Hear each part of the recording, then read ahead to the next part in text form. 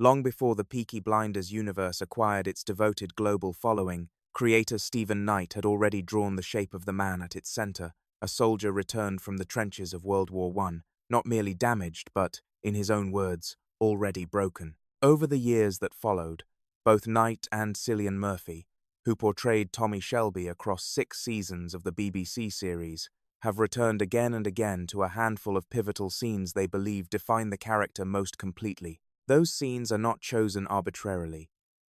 They form a kind of architecture, the foundation on which the next chapter, a feature film titled Peaky Blinders, The Immortal Man, will be built.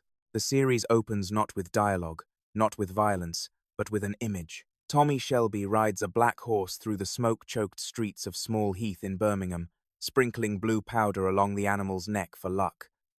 No word has been spoken, no name has been given, and yet, as Knight has acknowledged in multiple interviews, everything the audience needs to understand about this man is already present: the authority, the mystery, the cultivated menace of someone who occupies space differently from everyone around him. Murphy has described the staging as something closer to the entrance of a Western hero than a Birmingham gangster, an almost mythological gesture planted in the heart of post-war industrial England.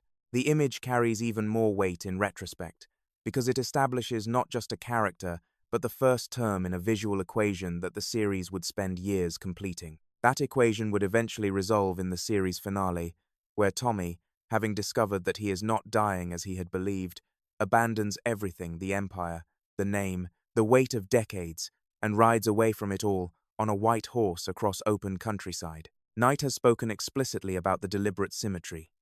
Black horse entering the world of crime at the beginning, white horse leaving it all behind at the end.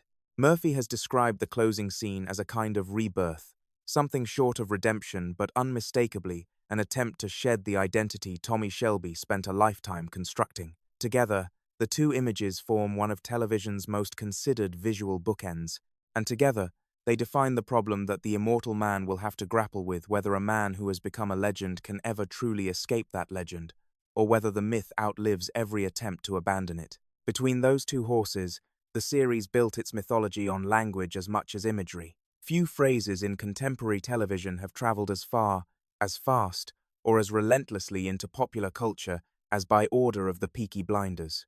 Murphy has noted that it is the line fans recite to him more than any other. Knight has explained that its power in the story lies in the precise moment it signals a transformation, the instant Tommy's word stops being a threat and starts functioning as a decree, the moment a street gang begins to behave like an institution with its own sovereign authority. That shift is not cosmetic.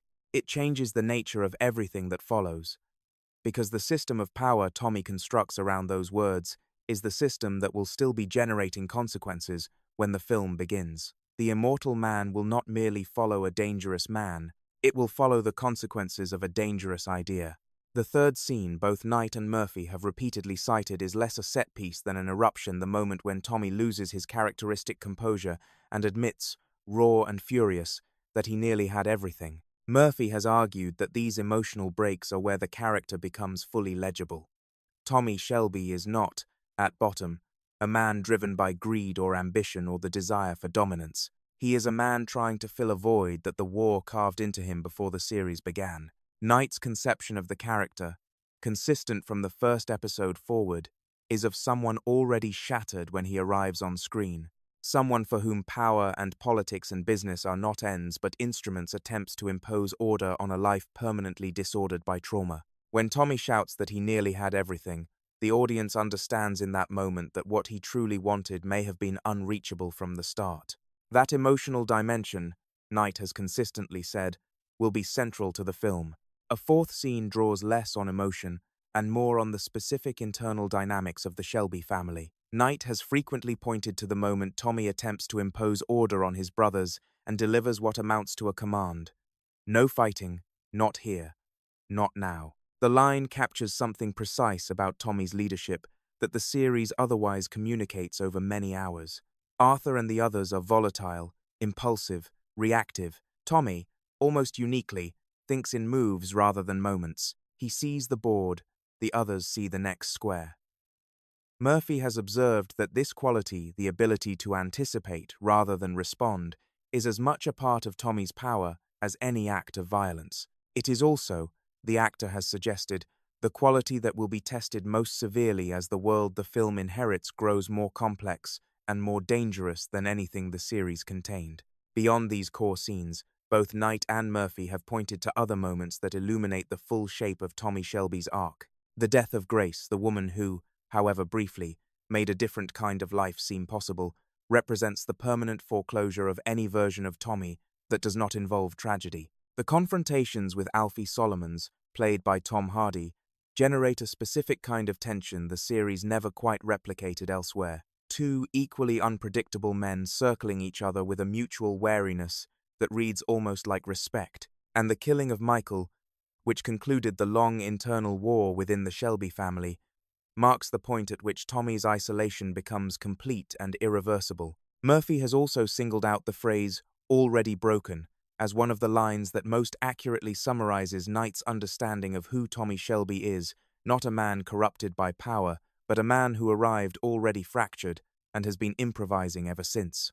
What these scenes collectively reveal, when examined together, is that the story of Peaky Blinders was never primarily a crime saga. It was always a study in the psychology of a man who could build empires and could not save himself, who could control cities and could not quiet the noise the war left behind. The film will inherit that man, not the version who rode triumphantly into Small Heath, but the version who rode quietly out of it, trying to become something other than the myth he made. Whether that is possible, and at what cost, is the question that the immortal man will now be asked to answer. Which scene do you think defines Tommy Shelby most, the Black Horse entrance or his final ride into the open country? And do you believe the immortal man can give this story the ending it deserves? Drop your thoughts in the comments, share this with every Peaky Blinders fan you know, and subscribe so you never miss a story like this one.